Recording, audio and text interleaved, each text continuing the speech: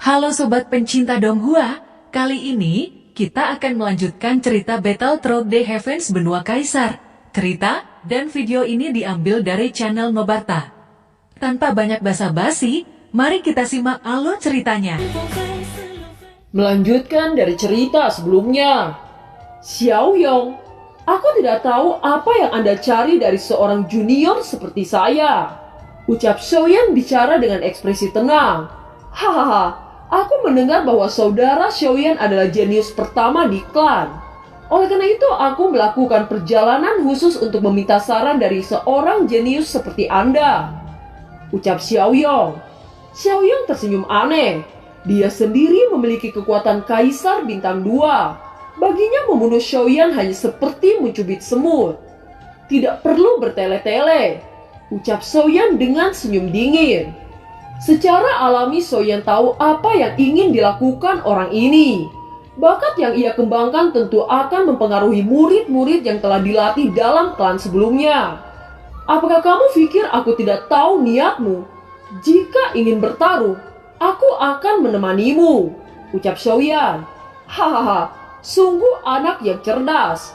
Baguslah kalau kamu mengerti niatku. Hari ini aku akan mengambil nyawamu di tempat ini. Aku ingin melihat kebanggaan apa yang kamu miliki. Ucap Xiaoyong. Tiba-tiba terlihat beberapa sosok muncul setelah Xiaoyong mengatakan kata-kata itu. Sekte Yimo, Xiaoyong, bahkan kamu memiliki hubungan khusus dengan Sekte Yimo hanya untuk berurusan denganku. Bajingan, orang dari klan Xiao benar-benar memiliki penyakit sepertimu. Hari ini aku Xiaoyan akan berurusan dengan kalian semua. Ucap Xiaoyan. Meskipun dia berkata begitu, namun Xiaoyan tahu dalam hatinya bahwa untuk mengalahkan Xiaoyong saja peluang kemenangannya sangat kecil. Sekarang jika orang-orang dari Sekte Yimo muncul, itu akan sangat membahayakan Xiaoyan. Aku khawatir kamu tidak memiliki kemampuan seperti itu. Cepat tangkap dia, teriak Xiaoyong. Setelah mendengarkan teriakannya, tiba-tiba orang-orang dari Sekte Yimo mengelilingi Xiaoyan. Pegunungan Tianmo yang sunyi benar-benar menjadi sangat ramai. Dan lembah yang semula diterangi oleh matahari yang cerah tampaknya menjadi suram. Seluruh gunung Tianmo diselimuti oleh atmosfer aura membunuh. Xiaoyan mengamati sekelilingnya dengan ekspresi serius. Dia tahu bahwa situasi saat ini bukanlah sesuatu yang bisa dia tangani. Sebagian besar Sekte Yimo yang tiba sekarang bukan hanya individu dengan kekuatan Kaisar Bintang 1, tetapi bahkan pasukan inti dari Sekte Yimo datang satu demi satu. Sepertinya Xiaoyan harus bekerja keras untuk melihat apakah dia bisa lolos dari bencana ini. Ketika tubuh Xiaoyan siap bergerak, tiba-tiba ada respon di cincin spasialnya. Naga petir emas yang bersembunyi di dalam pagoda emas tiba-tiba muncul setelah merasakan Xiaoyan dalam bahaya. Baginya Xiaoyan adalah sosok ayahnya. Jelas dia tidak akan membiarkan sesuatu yang buruk terjadi pada Xiaoyan. Cahaya keemasan sepanjang 100 kaki muncul di atas lembah. Raungan keras dari naga petir emas menggetarkan seluruh lembah. Setelah menyerap pil petir terakhir, kekuatan naga petir emas telah meningkat pesat. Sekarang bahkan kekuatannya mencapai Kaisar Bintang 1 menengah. Melihat naga guntur yang tiba-tiba muncul ini, mata Xiaoyong tiba-tiba terkejut. Dia tidak tahu bahwa naga emas ini bersembunyi di dalam tubuh Xiaoyan. Namun Xiaoyong juga bukan kaisar biasa. Segera dia menekan keterkejutan di dalam hatinya dan tombak emas muncul di tangannya. Naga petir emas tahu bahwa kekuatan Xiaoyong berada ke Kaisar Bintang 2. Tetapi dia tidak memiliki rasa takut. Sebaliknya ia mempercepat kecepatannya dan menyerang ke arah Xiaoyong. Melihat naga petir menyerang, Xiaoyan menggenggam telapak tangannya dan penguasa berat dengan api yang berbeda melintas. Itu membanting tanah dengan keras. Kekuatan yang kuat langsung mengguncang tanah. Bocah, lihatlah dengan jelas apa itu kekuatan Kaisar Bintang 2. Ucap Xiaoyong melihat Xiaoyan dengan naga petir emas yang menyerang. Tombak emas di tangannya berdiri di udara. Segera dia meraihnya dan tombak itu membentuk cahaya emas yang luar biasa. itu langsung berubah menjadi dua tombak emas yang melesat dengan kecepatan yang mengerikan. Tabrakan dari serangan ini menggetarkan seluruh pegunungan. Kaisar Bintang 1 dan Kaisar Bintang 2 hanya berjarak 1 bintang. Tetapi jarak antara kekuatan mereka antara langit dan bumi. Gumam anggota Sekte Yimo. Anggota Sekte Yimo menyadari bahwa tidak ada gunanya mereka terlibat. Yang bisa mereka lakukan hanya bersembunyi di kejauhan. Xiaoyan, hari ini kamu tidak memiliki jalan kedua selain kematian. Kematianmu tidak akan disadari oleh klan. Aku akan merancang seolah-olah kamu dibunuh oleh binatang ilahi. Ucap Xiaoyan tertawa. Segera Xiaoyan mengepalkan tangannya dan senjata emas besar muncul di udara. Itu membentuk senapan emas yang sangat besar. Golden Emperor Blast Gun, teriak Xiaoyan. Cahaya kemasan menyilaukan itu tiba-tiba melesat menuju Xiaoyan dengan sangat cepat. Di sisi Xiaoyan mengencangkan penguasa api kuno di tangannya. Cahaya merah tiba-tiba terungkap dari ujung penguasa kuno dengan api menyala. Sesaat kemudian itu bertabrakan dengan senapan emas yang dipenuhi dengan cahaya yang menyilaukan. Di sisi lain, Xiaoyong dengan lembut mengayunkan telapak tangannya mengguncang tubuh besar naga petir. Dengan perbedaan kekuatan, jelas tubuh naga petir emas tidak mampu menahan serangan ini. Terlihat tubuhnya yang besar jatuh ke tanah bersama darah yang tiba-tiba mengalir keluar. Walau demikian, tubuhnya yang besar berjuang bangkit dan terbang lagi ke udara. Tindakan naga petir emas itu mengejutkan semua orang di sekitarnya. Xiaoyan yang berhasil memblokir senapan emas memandangi naga yang terluka setelah dipukul oleh Xiaoyong. Segera ekspresinya menjadi marah. Roh api kekacauan di tubuhnya tiba-tiba melonjak. Dan energi di sekitarnya tiba-tiba berfluktuasi. Apa yang sebenarnya bocah ini lakukan? Dengan kekuatan Kaisar Bintang 1 menengah, dia tidak akan lolos dari tangan Xiaoyong. Ucap orang-orang dari Sekte Yimo. Xiaoyong, apa kau pikir sangat mudah membunuhku? Ucap Xiaoyan. Langkah kaki Xiaoyan menginjak udara kosong. Dengan cepat Xiaoyan melambaikan penguasa kuno raksasa. Penguasa berat raksasa dan tombak emas bertabrakan. Langit dan bumi tampak bergetar saat ini. Badai yang dahsyat mengguncang seluruh lembah pohon-pohon di sekitar menjadi ketiadaan. Bahkan air terjun besar juga rusak oleh energi yang menyapu ini. Banyak pasang mata ketakutan melihat tabrakan ini. Segera banyak anggota Sekte Yimo diterbangkan dan darah segar keluar dari sudut mulut mereka. Naga petir, ayo pergi, teriak Xiaoyan. Seluruh langit tampak begitu mengerikan. Seketika tubuh Xiaoyan berubah menjadi bayangan hitam dan bergegas menghilang di pegunungan Tianmo. Dengan cepat naga petir memindahkan tubuh besarnya ke arah Xiaoyan. Setelah itu naga petir melesat cepat menuju pegunungan Tianmo. Xiaoyan yang berdiri di atas kepala naga tiba-tiba berteriak, "Xiaoyong, aku Xiaoyan cepat atau lambat akan membayar ini 100 kali lipat. Yakinlah, kelak aku akan mendatangimu," ucap Xiaoyan. Perubahan pada saat itu terlalu cepat. Xiaoyong tidak punya waktu untuk menanggapi. Ketika dia pulih dari dampak tabrakan energi, Xiaoyan dan naga petir sudah hilang dari tempat ini. "Cepat kejar!"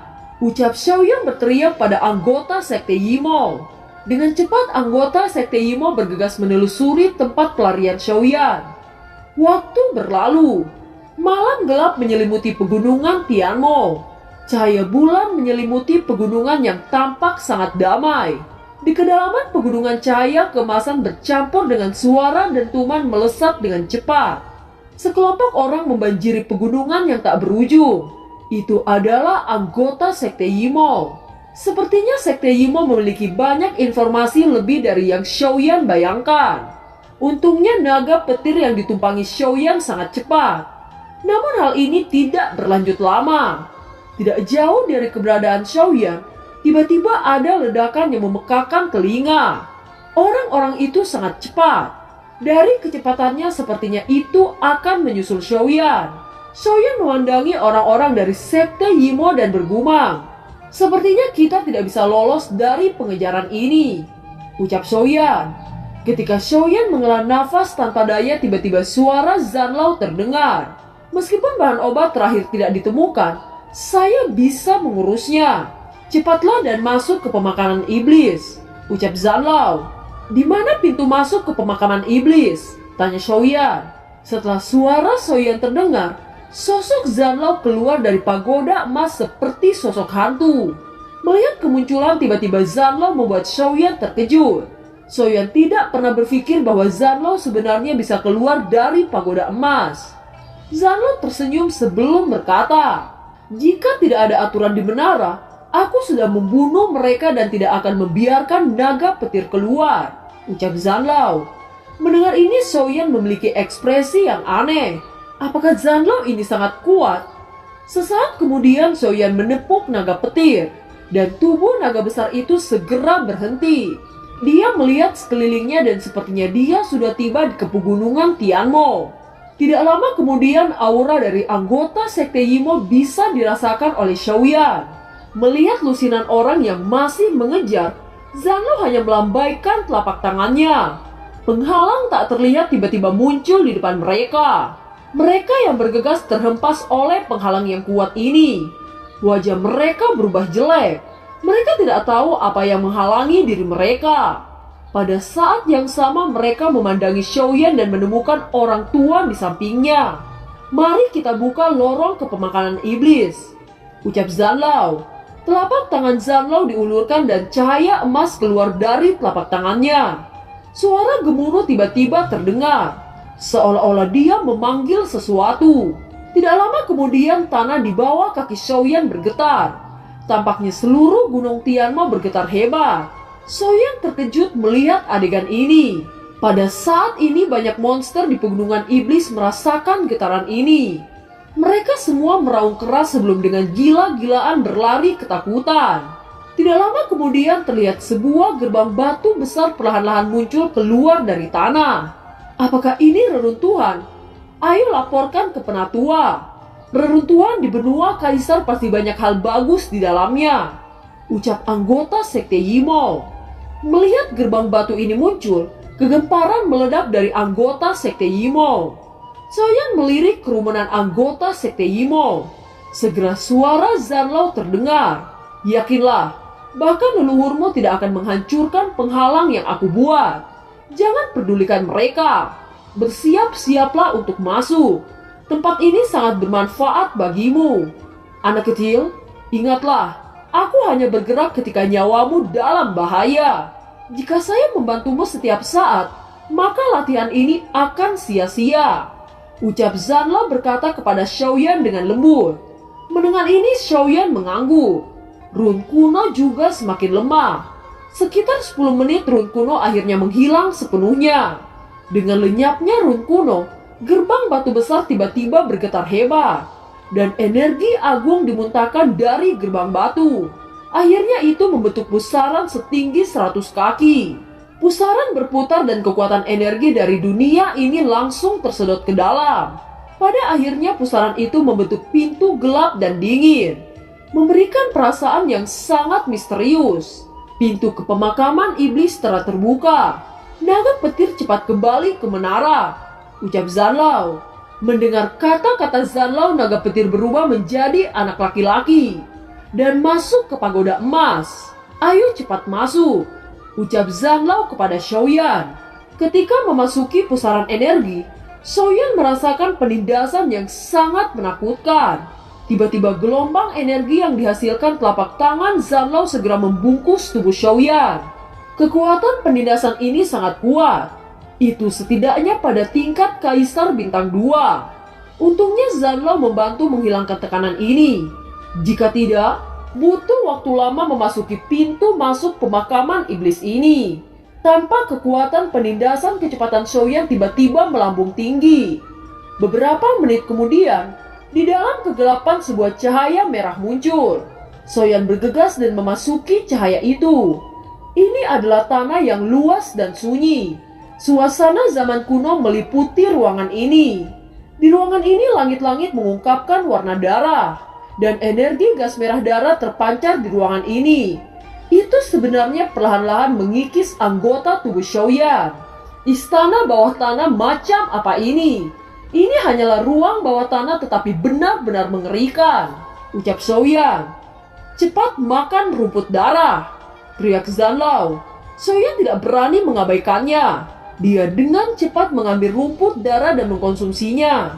Energi hangat langsung menyebar di tubuh Xiaoyan. Erosi gas darah yang ada di tubuh Xiaoyan berangsur-angsur menghilang. Jubah biru Zanlao perlahan berkibar. Tampaknya gas darah ini tidak bisa menyentuhnya. Ini disebut darah iblis. Jika kamu bisa menyerapnya, akan ada peningkatan yang tidak terduga. Namun sangat sulit menyerap benda ini. Jika semua meridian dalam tubuhmu hancur, itu akan menjadi sia-sia, ucap Zanlao. Jika aku memaksa dan menyerapnya ke dalam tubuhku, itu bisa melelehkan bagian dalam tubuhku. Bukankah itu sama saja mencari kematian? Ucap Xiaoyan. Zanlao tersenyum. Dengan lambaian telapak tangannya, seberkas darah iblis tertangkap di telapak tangannya. Zanlao tidak terkejut dengan kata-kata Xiaoyan. Dia juga tahu apa yang ada di pikiran Xiaoyan. Dia berkata, itulah alasan kenapa saya menyuruhmu mengkonsumsi rumput darah. Sebagian dari tujuan kita adalah darah iblis ini. Hal ini sangat baik untukmu, ucap Zanlao. Apakah benda ini benar-benar bisa diserap? Ucap Xiaoyan. Kamu akan tahu saat waktunya tiba. Anak kecil, keberanianmu sangat besar. Kaisar Bintang 1 Puncak berani mengadu keterampilan bertarung dengan Kaisar Bintang 2. Maafkan orang tua ini karena tidak mengambil tindakan, ucap Zanlao. Xiaoyan tersenyum mendengar kata-kata Zanlao.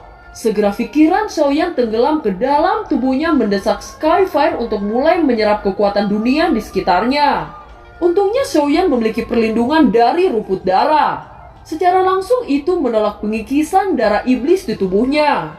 Jika tidak ada rumput darah, mungkin tubuh Xiaoyan benar-benar meledak oleh darah iblis ini. Pada saat yang sama di bagian luar pemakaman iblis benar-benar gempar. Berita mendadak tentang gerbang batu aneh di pegunungan Tianmo tiba-tiba menyebar ke seluruh benua kaisar dengan kecepatan yang sangat cepat. Itu menyebabkan kegemparan besar di antara semua individu kuat. Berbagai kekuatan di benua kaisar langsung menuju ke pegunungan Tianmo. Tidak ada yang mengira bahwa masih ada reruntuhan kuno di pegunungan. Semua orang tahu pasti ada beberapa hal luar biasa di dalamnya. Pegunungan Tianmo yang awalnya sunyi tiba-tiba menjadi sangat hidup. Hanya dengan melihat garis-garis aneh di gerbang batu itu menyimpulkan bahwa peninggalan ini ditinggalkan oleh orang yang sangat kuat. Apakah Xiaoyan memasuki lorong ini? Ucap Xiaoyong juga muncul dalam arus orang ini.